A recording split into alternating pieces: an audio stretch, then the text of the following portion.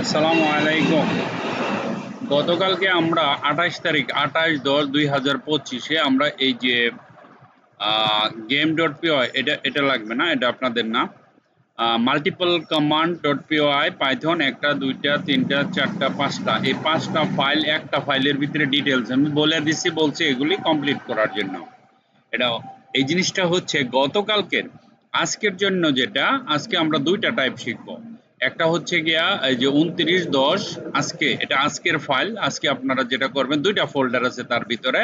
একটা হচ্ছে data type, data টাইপের ভিতরে গিয়ে আবার 1টা 2টা 3টা 4টা 5টা 6টা 7টা 8টা 9টা 10টা 11টা ফাইল আছে। 11টা ফাইলের 11টা আইটেম আছে পাইথনের মধ্যে। এই জিনিসগুলো শিখতে হবে। প্রত্যেকটা জিনিসের নাম দিয়ে আমি বানাইছি, যেমন বিল্ডিং ডাটা আছে, কনকাটিনেট, তারপরে কাস্টিং ডাটা টাইপ, তারপরে ফরম্যাট ডট পিও এমনি format data type, modified data type, numbers data type, তারপরে scope data type, slice data type, and string data type, and string method. Okay, string data type. এই এই জিনিসগুলো হলো আজকের জন্য। আর ভেরিয়েবলের জন্য আবার আছে এখানে 1টা 2টা 3টা 4টা 5টা 6টার মধ্যে output number dot PY, output text dot PY, variable global dot PY, variable multiple values dot PY, variable names dot PY and variable output. So এই জিনিসগুলো সবগুলো কমপ্লিট করবেন। আমি একটা দেখাই দিই, একেবারে আমি সব করে রাখছি, আপনাদের দেখাই। হ্যাঁ, এখানে তেমন কিছু করার নাই, খালি ডাটা, যেমন টেক্সট ডাটা টাইপ স্ট্রিং, টেক্সটকে আমরা স্ট্রিং বলি।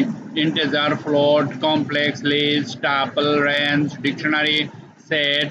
হ্যাঁ, তারপরে ফ্রোজেন সেট, বুল, বাইটস, তারপরে byte, array, memory, view, none type. এগুলো হচ্ছে গিয়া ডাটা টাইপের নাম। তো 1 নম্বরটা আমার হয়ে গেল, মুখস্থ করে ফেলবেন। কনকাটিনেট অর্থাৎ যোগ করা। এই যে এটা একটা ভেরিয়েবল ধরছি, যোগ করছি, একদম ইজি, আপনারা বললেই। আমি যেহেতু বলছি যে পাইথন একেবারে বেসিক থেকে শুরু করছি, ঠিক আছে, এমন করে আমি বানাইছি জিনিসগুলো একেবারে বাচ্চা পোলাপানরাও শিখতে পারবে।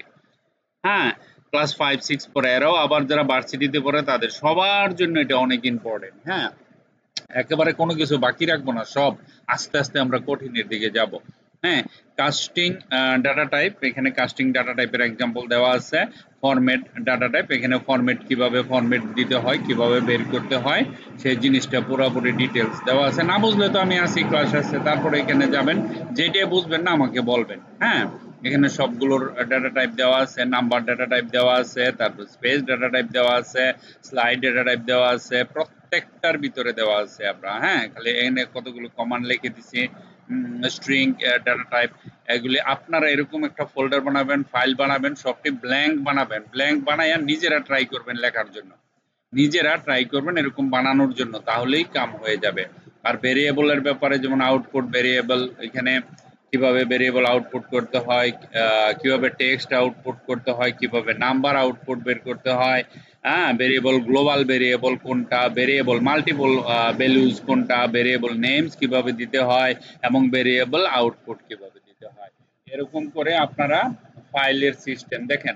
আমি একটা, ধরেন, বিশাল বড় একটা প্রোগ্রাম, একটা ওয়েবসাইট, কেমনে দেখেন, দুইটা নাম্বারের ভিতরে আমি এটার ভিতরে দেখেন কতগুলা দিছি, তার ভিতরে আবার ফোল্ডার বানাচ্ছি, তার ভিতরে আবার ফোল্ডার বানাইয়া সেই ফোল্ডারের জিনিসপত্র আমরা কত সুন্দর করে সিস্টেম মতো রাইখে দিছি। দেখেন এর ভিতরে কত কিছু আছে।